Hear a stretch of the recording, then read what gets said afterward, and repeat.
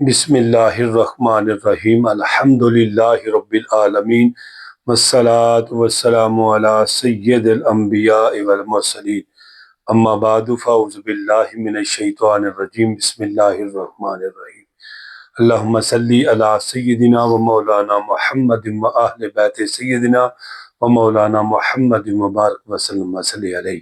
اللہ کی ذات پر امید رکھتا ہوں تمام دوست احباب بالکل صحیح سلامت ہوں گے۔ اللہ پاک سب کے اوپر اپنا کرم اور اپنا فضل فرمائے اور ہم سب کو اللہ پاک مکہ المکرمہ اور مدینہ المنورہ کی باادب حاضری نصیب فرمائے۔ پیارے بھائیو، الحمدللہ اس ویڈیو میں انشاءاللہ نماز تہجد کا مکمل طریقہ آپ کی بارگاہ میں رکھنا چاہوں گا۔ اس ویڈیو میں انشاءاللہ ویسے ہی آپ کو نماز تہجد کا آسان طریقہ بتاؤں گا۔ انشاءاللہ اگلی ویڈیو میں مکمل پریکٹیکل طریقہ آپ کی بارگاہ میں ضرور پیش کروں گا۔ پیارے بھائیو، سب سے پہلی بات یہ آتی ہے کہ نماز تہجد جو ہے نا، یہ اس کی برکات کیا ہیں، اور نماز تہجد وہ عبادت ہے جو اللہ پاک کو دھکے سے منا لیتی ہے۔ پیارے بھائیو، توجہ کے ساتھ توجہ فرمائیے گا۔ نبی پاک صلی اللہ علیہ وآلہ وسلم نے ارشاد فرمایا کہ تہجد کی نماز کی کیا فضیلت ہے۔ نبی پاک صلی اللہ تعالیٰ علیہ وآلہ وسلم نے ارشاد فرمایا، رمضان المبارک کے روزوں کے بعد محرم کے روزے افضل ہے، اور فرضی عبادات یعنی کہ فرض نمازوں کے بعد نفلی عبادت میں سے نماز تہجد افضل ہے۔ یعنی کہ نماز اشراق، نماز اوابین اور شکرانے کے نفل اور توبہ کے نفل، ان سب تمام نفلی عبادتوں میں افضل عبادت جو ہے میرے پیارے بھائیوں، یہ نماز تہجد کی عبادت ہے۔ فرمایا حضور نبی رحمت صلی اللہ تعالیٰ علیہ وآلہ وسلم نے فرمایا، تین بندوں پر اللہ تعالیٰ اپنی شان کے لائق مسکراتا ہے۔ وہ تین بندے کون سے ہیں؟ سب سے پہلا بندہ وہ کہ جو جہاد کے لیے صفیں بناتا ہے، اور دوسرا وہ بندہ جو نماز کے لیے صفوں کو درست فرما لیتا ہے۔ فرمایا کہ تیسرا وہ بندہ جو نماز تہجد ادا کرتا ہے۔ یعنی کہ یہ تین بندے ایسے ہیں کہ جن کی طرف اللہ اپنی شان کے لائق دیکھ کر اللہ مسکراتا ہے۔ تو پیارے بھائیوں، سب سے پہلے یہ بات آتی ہے کہ نماز تہجد کیسے پڑھنی ہے، اس کا درست طریقہ کیا ہے، اور اس کی نیت کیسے کرنی ہے، اس کی رکعتیں کتنی پڑھنی ہیں، سورتیں کون سی پڑھنی ہیں، نماز تہجد کے لیے کیا سونا ضروری ہے، تہجد کا وقت کب شروع ہوتا ہے اور کب ختم ہوتا ہے، اور نماز تہجد کے اندر جو صورتیں ہیں وہ کس طرح پڑھنی ہے۔ تو پیارے بھائیوں، سب سے پہلے یہ بات آتی ہے کہ اس میں نیت کیسے کریں گے۔ پیارے بھائیوں، نیت ہے دل کے پختہ ارادے کا نام۔ اگر کوئی زبان سے نہیں کہتا تو زبان سے کہنا نہ تو فرض ہے اور نہ واجب ہے۔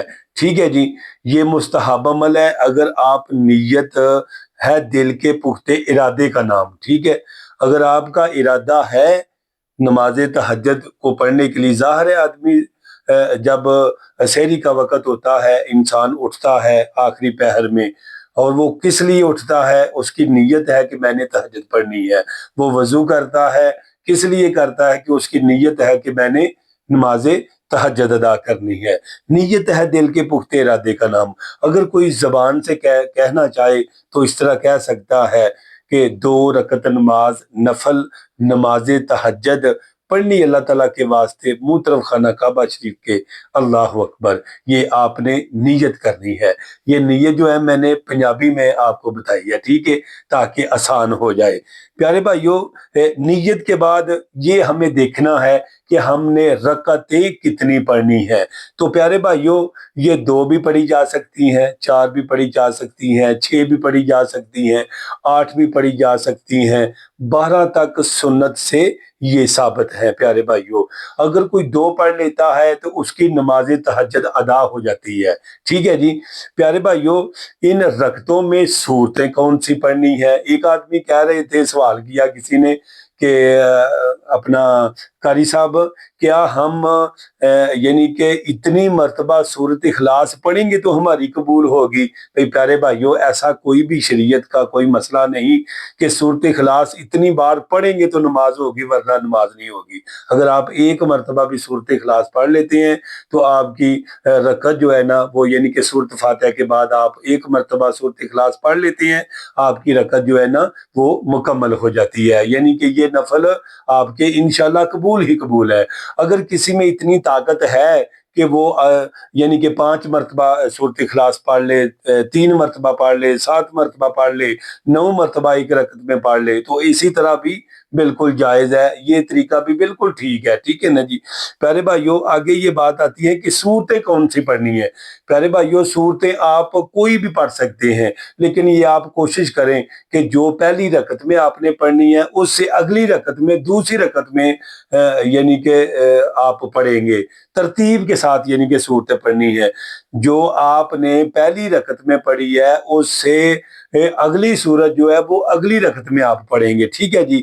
پھر اس کے بعد کیا بھائی سونا کوئی ضروری ہے؟ اس بات میں علماء کا یعنی کہ دو رائے ہیں۔ ایک رائے یہ ہے کہ اسی طرح بھی آدمی پڑھ سکتا ہے، کیونکہ جو آدمی یعنی کہ سارا دن کام کرتا ہے اس کو تھکاوٹ ہو جاتی ہے، تو پیارے بھائیو بہتر طریقہ، افضل طریقہ یہی ہے کہ آدمی جو ہے نا آرام کرے، عشاء کی نماز پڑھ کے اس کے بعد اس کا جسم جو ہے وہ فریش ہو جائے گا، اس کا ذہن بالکل ٹھیک ہے، یعنی کہ درست طریقے پہ اس کو سکون ہوگا، مزہ ہوگا، اس وقت وہ اگر نماز تہجد پڑھے گا تو بہت زیادہ افضل ہوگا۔ لیکن اس کا ٹائم کب شروع ہوتا ہے کب ختم ہوتا ہے آپ سمجھدار ہیں۔ عشاء کی نماز پڑھنے سے لے کر اذان فجر یعنی کہ فجر کا ٹائم جب یعنی کہ اذان کا ٹائم جب شروع ہوتا ہے، اس سے پہلے پہلے آپ نماز تہجد پڑھ سکتے ہیں۔ کیا اس میں قرآن پاک کی کوئی سورت وغیرہ پڑھ سکتے ہیں؟ ہاں بالکل آپ پڑھ سکتے ہیں، اس میں کچھ حرج نہیں ہے۔ چاہے تو آپ پہلے تہجد پڑھ لیں، بعد میں سورت یاسین کی تلاوت کر لیں، سورت ملک پڑھ لیں، کوئی بھی پڑھ لیں، آپ سورت پڑھ سکتے ہیں۔ قرآن پاک کی کوئی بھی تلاوت، سورت مزمل کی کوئی بھی سورت آپ پڑھ سکتے ہیں، اس میں کسی قسم کی کوئی بھی قباحت نہیں ہے۔ تو پیارے بھائیو، یہ میں نے آپ کو بتا دیا، یہ بہت زیادہ ضروری چیزیں ہیں جو میں نے آپ کی بارگاہ میں رکھ دی ہیں۔ تو پیارے بھائیو، دوسرا یہ ہے اپنا یعنی کہ اس میں بہت زیادہ جو لوگ غلطی کرتے ہیں وہ کیا کرتے ہیں؟ ایک غلطی ہے جس کی وجہ سے نماز تہجد جو ہے نا نہیں ہوتی۔ تو پیارے بھائیو، نماز تہجد نہیں ہوتی، وہ غلطی کون سی ہے؟ وہ غلطی یہ ہے کہ ہم اذان کا انتظار کرتے رہتے ہیں، جبکہ اذان ٹائم کے کتنی دیر بعد ہوتی ہے۔ دیکھیں نا، ہمارے گاؤں میں اذانیں جو ہے نا وہ 5 منٹ 7 منٹ 10 منٹ کبھی یعنی اس سے زیادہ بھی لیٹ ہو جاتی ہیں۔ تو آپ نے ٹائم کو دیکھنا ہے، اذان کو نہیں دیکھنا آپ نے، ٹھیک ہے نا۔